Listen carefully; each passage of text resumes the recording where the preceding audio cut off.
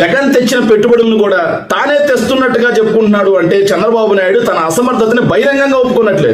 దానికి ఉదాహరణే మొన్న ఎన్టీపీసీ గ్రీన్కో తాదే అని చెప్పుకున్నాడు. నిన్నటికి నిన్న రిలయన్స్ సిబిజీ ప్లాంట్లు కూడా నేనే తెచ్చాను అని చెప్పేసి చెప్పుకున్నాడు. అంటే ఇంతకు మించి సిగ్గుమానతనం ఉందా? వైఎస్ఆర్సీపీ హయాంలో 2024 ఫిబ్రవరిలో ఏకకాలంలో 8 రిలయన్స్ సిబిజీ ప్లాంట్లకి శంకుస్థాపన జరిగింది. శరవేగంగా నిర్మాణం జరిగి ఉత్పత్తి ప్రారంభించడానికి సిద్ధంగా ఉన్నాయి.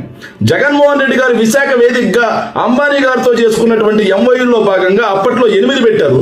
ఎక్కడెక్కడ పెట్టారు? కాకినాడలో 3, రాజమండ్రిలో 2, కర్నూలు, నెల్లూరు, విజయవాడ జిల్లాలో 1, ఒక్కొక్క జిల్లాలో ఇలా మొత్తంగా ఏకకాలంలో 8 ప్లాంట్లు 302 ఎకరాల్లో 1920 కోట్ల రూపాయలతో శంకుస్థాపన జరిగింది.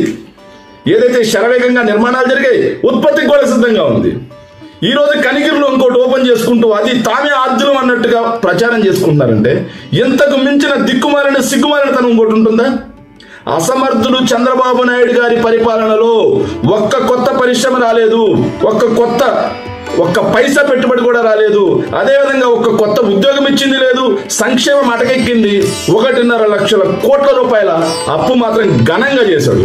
ఈ అసమర్థుడు చంద్రబాబు నాయుడు రాజ్యం వెళితే రాష్ట్రం విధ్వంసం తప్పిస్తే ఇంకేముండదు అని ఇంకోసారి తేటతెల్లమే.